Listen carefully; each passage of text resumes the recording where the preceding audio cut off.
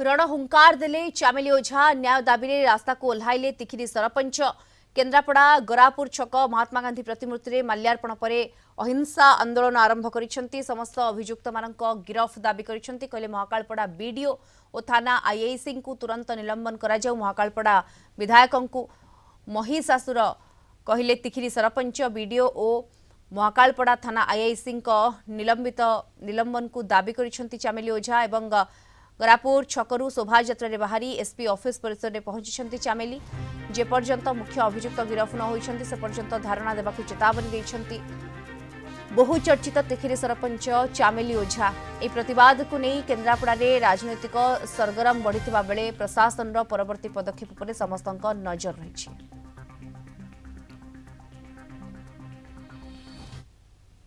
घटना को 15 दिन हो गला ए पर्यंत आसामी मान विरुद्ध में कार्यानुष्ठान ग्रहण करागला ना।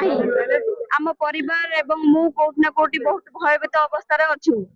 एठी सरकार एवं पुलिस प्रशासन एपर्यंत आमको न्याय दे पाला नहीं। जो माने मुख्य अभियुक्त अछंती से माने एबे भी बाहर खुलम खुला